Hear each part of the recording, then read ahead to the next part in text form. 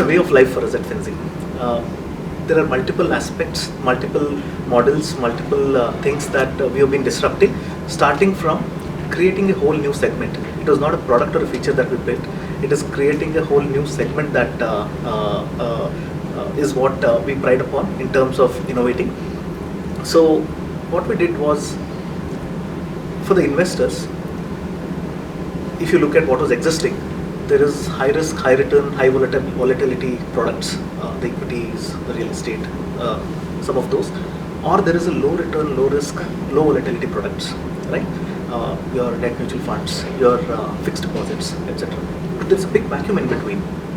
There is nothing that gives you a fixed income that gives you a good return, like 15-16%, and good returns with a distributed risk asset class. So that space was empty, and that is where we thought of coming up with a product which is basically personal loans, where we focus on prime borrowers in the range of 11 to 21%. Okay, and an investor's money not going into one of them.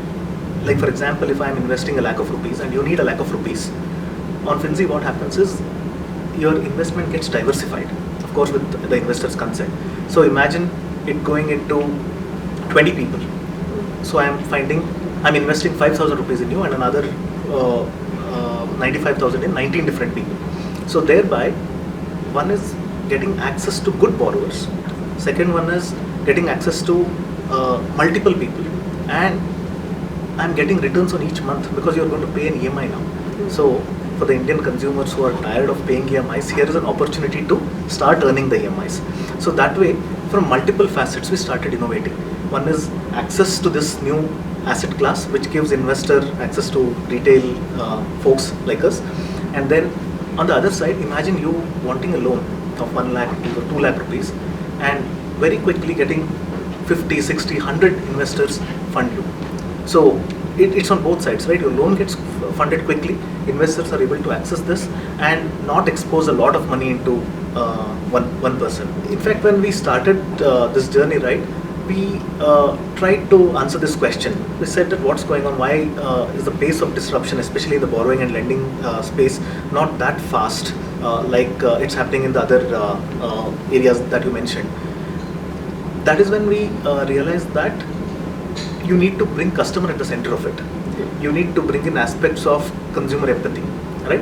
What are his or her real problems, right? You should solve for that, not what is being done typically, the age-old stuff, right?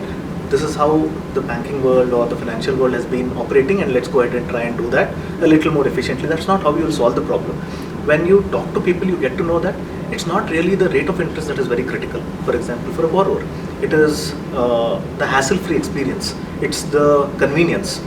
I really don't want to be bothered in my office where I go outside a small room, somebody has come and somebody is making me sign all the applications, and people are generally looking at me saying that, oh, I think there is some problem, he's taking a loan or she's taking a loan, right? I want it to happen at a convenience of a few clicks, right? You ask me for whatever information is needed. I'm here to give you. You want my bank statement or my ITR or my salary slip? I'm giving it to you.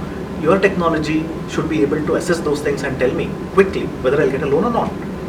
Now that's how you solve a problem.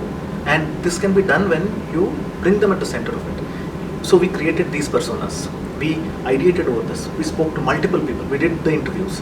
And then emerged certain aspects where we realized that these are the problems that have not been solved. Rather than going behind, I need to be more competitive and give a percentage interest lower than what competitor is doing. Yes, of course you need to be competitive in that, but there are other issues which were untouched, which were not really disrupted.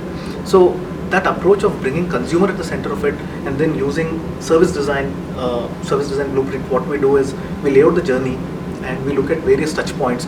We look at what are the moods of the consumer and how do you give a consistent experience and how do you ensure that you help at each stage to relieve that pain or give that gain to the customer. Helps you in arriving at a good roadmap. And then you also keep your business metrics, the financial modeling, the unit economics, the profitability, the positioning of your product, right? The NPA control and all. When these three aspects come together, right, you have a far-reaching, superior, innovative and disruptive product that would solve problems for people. For more updates from CXO TV, please like and subscribe to our channel.